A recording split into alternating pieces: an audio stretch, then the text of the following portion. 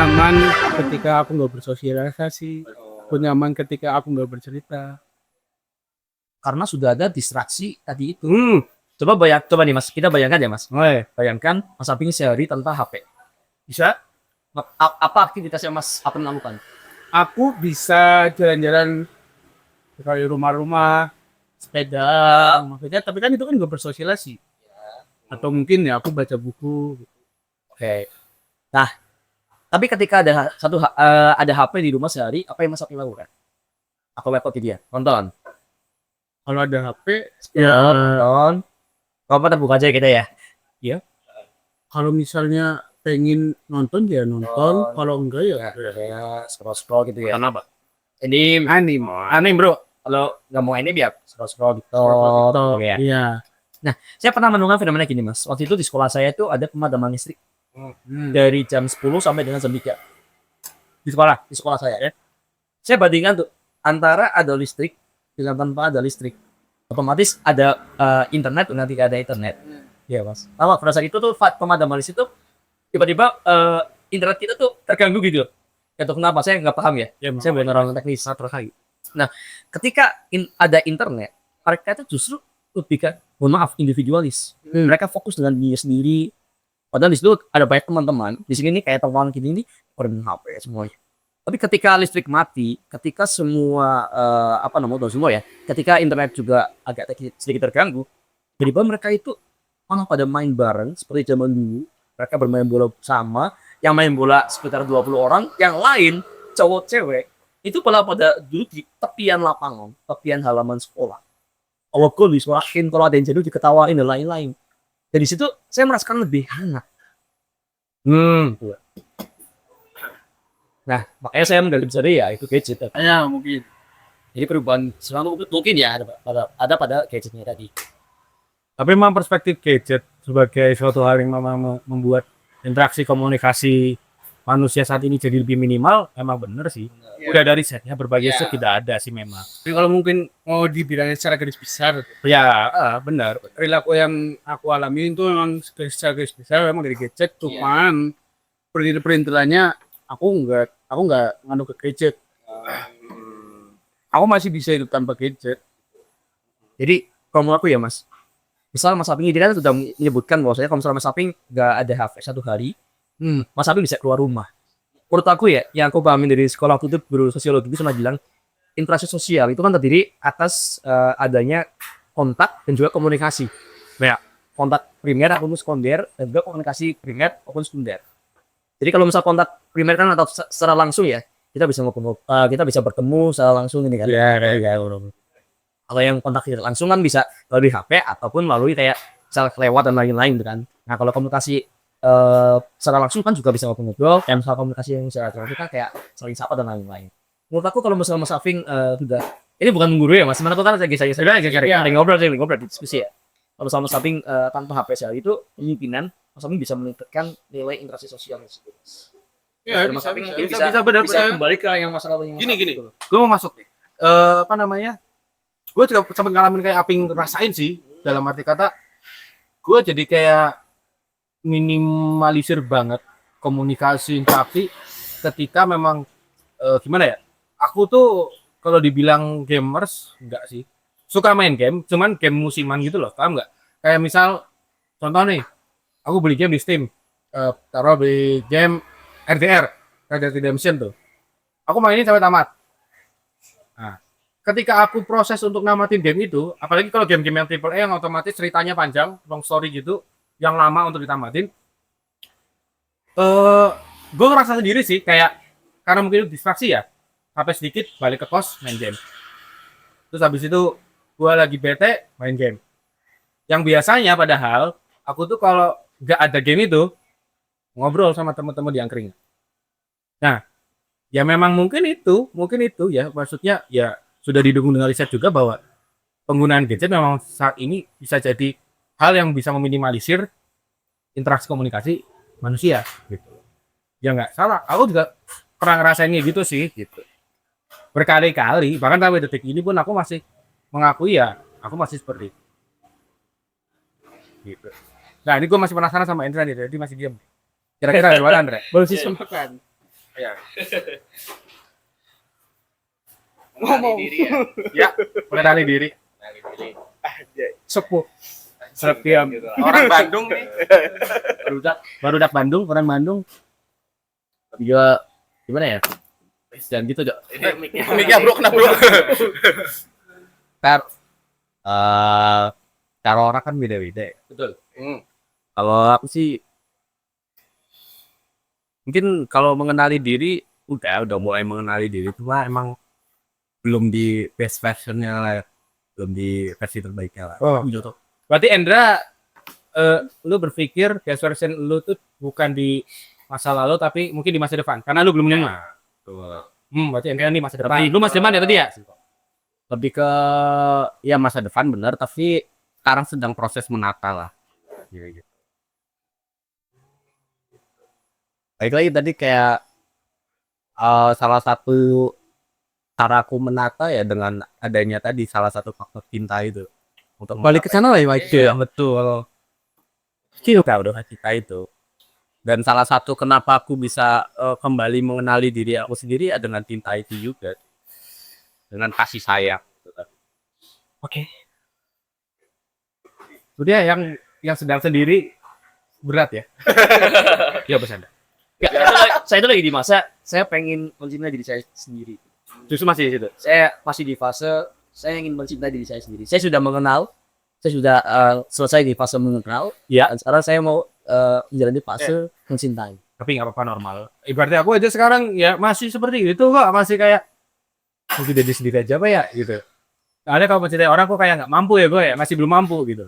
Makanya definisi mengenal diri sendiri mungkin masing-masing orang beda, Abang. Nah itu tadi, makanya beda-beda. Kita bedah nih gitu loh. Siapa tahu dari beberapa masukan-masukan dan juga diskusi kita, satu persatu bisa kita rangkum hal-hal yang efektif untuk dijadikan satu mungkin bukan metode ya, kalau metode kan sudah penelitiannya ya. Ya tips lah ya teman-teman gitu loh. Satu lah ya. Saran. Sama teman kan paling saran lah, saya peduli lah ya. Tapi nih ya, kalau misal cara kita mencintai diri sendiri itu melalui mencintai orang lain tuh gitu. Nah, tanyanya ke Mas Endra kayaknya deh. Soalnya kalau aku nggak bisa, nggak bisa habis itu. Karena aku harus mencintai diriku sendiri dulu sama kayak Fadil. Ya mungkin kan Fadil sekarang lagi di fase dimana dia sedang mencintai diri sendiri. Ya. Mungkin siapa tahu bisa mencintai diri sendiri melalui Bantuan. dengan bantuan mencintai orang lain. Ya. Gimana Cundre? Konsep sebenarnya kalau untuk apa ya mengenali mencintai diri sendiri dengan bantuan orang lain sebenarnya nggak salah. Cuma mungkin lebih ke gimana ya? Tetap kita harus cinta sama diri kita sendiri. Cuma mungkin untuk mengenali diri kita sendiri itu dengan bantuan kenal. Jadi gimana ya? Kalau aku dulu tuh lebih ke karena mungkin banyak pengalaman pahit ya. Pengalaman pahit ya. Ada Boki Pak. Jadi sempat hilang arah karena cinta juga. Tapi dengan cinta itu juga bisa itu mengembalikan kita ke arah yang seharusnya. Effortnya apa? Contoh aplikatifnya apa deh? Kalau kita harus ngapain sih gitu loh? Contohnya gini ya, kayak mungkin kalau kapal kan biasanya ada radar ya, buat istilahnya petanya lah ya, petanya untuk mengenali navigasi ya sih. Nah, ya itu kalau di aku cinta itu salah satunya ya aplikasinya radar itu. Aku apal ya. Tadinya mungkin dengan aku mencintai orang yang salah itu radarnya itu salah ya, radarnya itu error. Tapi dengan adanya radar yang baru, aku beli radar baru. Boleh bukan beli ya maksudnya. Iya. Udah pakai radar baru ya, radar baru. Itu aku bisa jadi tahu lagi nih, oh harusnya aku ke sana, ke utara. Bukan selama ini aku jalan ke selatan. Karena ada remindernya ya, karena ada yang mengingatkannya ya. Ya. Jadi aku kembali ke jalanku lagi lah. Nah itu salah satunya kenapa aku bisa mengenali lagi diriku sendiri yaitu. Tapi kalau diri saya sendiri ya mas, apakah itu efektif? Karena kalau misal kita ibaratnya gini mas, kita mau ke suatu negara yang dimana dari negara A ke negara B kita harus melalui samudera yang kita nggak bisa lihat kanan kiri, semuanya dataran hamparan laut semuanya. Ya. Nah kita hanya berpacuan pada radar. Yang dimana radar itu bisa error, bisa yang tadi mas sebutkan. Iya sih benar. Justru itu menurut saya ya mas, kalau dari saya pribadi itu malah akan membuat diri saya itu malah bingung dan juga malah saya langkah. Itu kan balik lagi ya. Itu kan caraku sendiri. Iya. Cara orang itu kan beda-beda. Tuh. Untuk mengetahui arah kita kan kadang gimana ya? Kadang apa sih kalau pemimpin kapal tuh? Nakoda kan punya caranya saya mungkin melihat arah mata angin kalau nelayan kan biasanya. Iya. Melihat mata angin, ada yang lihat peta manual, ada yang pakai radar elektronik, ada yang pakai radio, kasih bintang. Jadi dengan kita menjadi kapal, kita menjadi nakoda, kita punya caranya sendiri nih. Tapi nakoda yang Mas maksud itu kapal yang di analogikan sebagai dirinya Mas Indra itu sudah memiliki tujuan untuk berlaku atau belum? Ya udah pasti deh. Karena aku yakin setiap orang pasti punya tujuannya masing-masing. Cuma memang mungkin dengan kadang kan orang pasti punya ini ya caranya sendiri gitu ya sendiri-sendiri terus kadang hilang arah. Tapi tetap aja setiap orang tuh masih punya tujuannya masing-masing. Oh, berarti gini Mas, berarti gini analoginya. Berarti kalau misal kita mau sampai di angka 10, itu bisa dengan 5 tambah 5 atau 7 tambah 3. Tergantung kita yang cara yang mana bagi 10. Kayak kamu mau ngitung 100 dibagi 10 sama 10 mau kan? pakai porogapet mau pakai kalkulator juga bebas kan. Ya kan. Misal akar 10 akar 100 Bisa aja. ya. Masuk. Banyak syarat lah Eropa. Iya. Banyak jalan menuju Eropa. Walaupun sekarang mau yang ke Mekah pakai galon ada. Tapi kayaknya konteksnya itu mencari jadi diri. Berarti maksudnya Mas Ade itu mencari jadi diri itu sama dengan kita mencapai tujuan. Iya. Oke. Karena aku yakin setiap orang tuh pasti punya tujuannya masing-masing. Walaupun mungkin kayak kamu belum tahu nih besok mau ngapain, tapi kamu pasti punya satu tujuan yang jelas kan. Aku pengen jadi ini. Tinggal kita tentuin aja besok dengan kita mau jadi ini, besok kita harus ngapain. Bener. Ya. Betul. Makanya kalau misal dengan cara yang saya cara yang saya lakukan itu nggak tahu kenapa ya, mungkin Allah memberikan pandangan seperti ini karena pada saat itu saya mencari proses pencarian jadi diri itu kan 6 tahun ya. 6 tahun. Saya mencoba banyak hal, kemudian saya klop di satu hal, kemudian satu hal itu bisa menjadikan saya itu mengenal diri dengan diri saya sendiri. Artinya apa? Artinya kan saya tahu nih kapan saya harus seperti ini, kapan saya harus bersikap seperti ini, kapan saya harus seperti itu dan lain-lain. Kalau misalnya saya seperti ini, saya harus apa dan lain-lain. Itu kan artinya kita sudah mengenal diri sendiri kan. Nah, dengan kita sudah mengenal dengan diri kita sendiri. Justru kalau misalnya kita memiliki tujuan, itu malah bisa jadi ini loh Mas, kayak fasilitas. Yang gimana kalau misal orang kan masih bingung ya, aku mau jadi apa dan lain-lain. Justru kalau misalnya kita sudah memiliki kenal dengan diri kita bisa mengendalikan diri kita. Kayak akan di pembahasan kita kemarin. Iya. Kan saya menyampaikan sadari, kendalikan. Itu metode yang saya pelajari dari bukunya Dari Robert. ya, Perlindungan di Emotional Intelligence. Iya. Betul.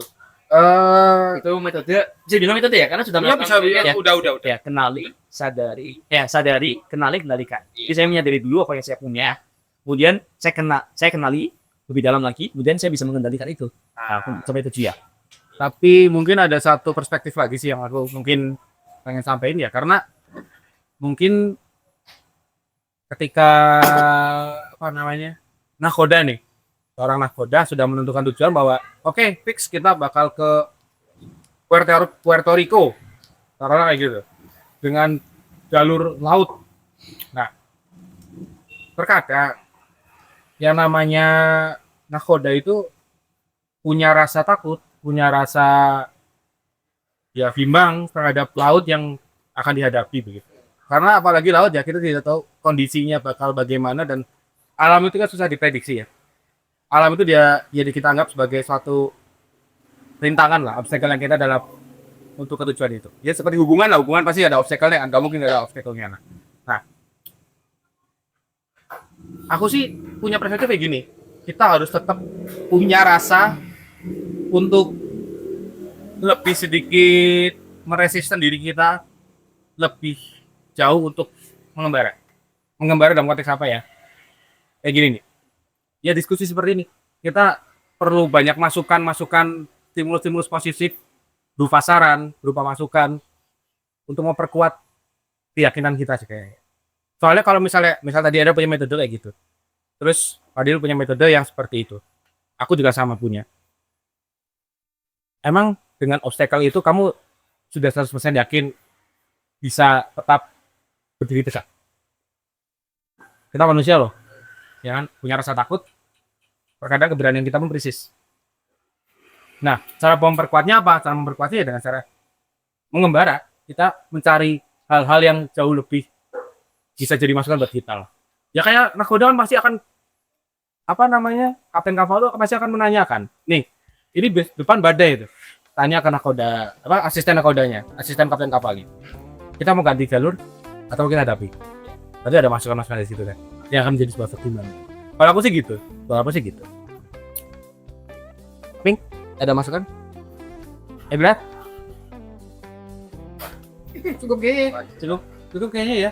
Oke, mungkin teman-teman itu dulu pembahasan kita kali ini tentang mengenai apa tadi? Cita-cita atau cinta-cinta dan cita-cinta ya tadi ya. Kayak gitu sih teman-teman. Jadi memang ya gak ada hidup yang gampang. Hidup selalu punya obstacle, selalu punya rintangan masing-masing. Tapi dari apa yang kita bicarain tadi, kayaknya kita udah nemu salah satu solusi ya. Bahwa kalau kita pengen lebih maksimal dalam menjalani hidup ya harus bisa kenal sama diri kita sendiri, harus bisa mencintai diri kita sendiri, apapun metodenya. Walaupun tadi ya bukan perdebatan ya tadi kita ya, cuman diskusi. Banyak loh perspektifnya dan mungkin teman-teman harus bisa sedikit demi sedikit memilah dan memilih. Jangan sampai tahu kan yang kalau mau masuk bioskop itu ada lagu kayak gitu. Bener, jangan salah memilih ya dan memilah tontonan kalian gitu. Nonton ini ya terus masing-masing. ya ini juga sesuai dengan umurnya masing-masing juga. Anak-anak sepertinya jangan dulu nonton gitu ya, terlalu berat gitu sih teman-teman. Temu diri, kenali diri, cintai diri. Begitu saja akhir kata dari jangan akhir kata sih Pak. Masih hidup tuh. Oke, apa namanya? Apa sih gimana ya ngomongnya ya? Ya udah gitu aja lah intinya ya. Jangan lupa kunjungin terus channel kita. Dan mungkin teman-teman kangen sama Mas Ijal dengan produser kita besok ya di Jogja. Nanti kita bakal ketemu lagi sama Mas Ijal karena pembicaraannya ya. Kalau aku sama Mas Ijal tuh modenya, kalau ini kan modenya kita santai ya. Kalau sama Ijal modenya Sokrates sama Plato gitu. Kita berfilsafat gitu kan. Sama-sama dari psikologi. Ya, kadang-kadang dari psikologi. Jadi pandangannya udah susun ya. Ya, betul. Pola pikir, pola sikap, pasti sudah tersusun di situ. Tapi teman-teman juga ada komen loh. Ada komen. Kan ada temanku yang lihat video yang sama lu ya. Walaupun belum ku publish ya. Cuma udah beberapa ini. Ya ada beberapa yang senang dengan pembahasan yang ya mungkin boring juga ya, dengerin aku sama Hijau ngobrol terus yang ngobrolinnya langit dan bumi gitu ya. Itu jadi teman-teman itu aja dulu ya. Dadah lah. Sampai ketemu lagi di episode berikutnya, di video berikutnya. Kalau misalnya teman-teman merasa diskusinya asik, ya kita sering-seringin besok di Purwokerto ya. Gitu. Oke. Jangan tunda apapun yang teman-teman ingin lakukan. Ini ya, ngomong mulai sekarang gitu. Jangan tunda apapun. Bibiknya di sini ya. Iya, emang ya kan kita tidak ada ya, gimmicknya ada gimmick, tapi ya ini gimmick juga sebenarnya. Jangan tunda apapun yang mungkin teman-teman pikirkan. Lakukan apapun yang teman-teman inginkan dan jalani hidup kalian mulai sekarang.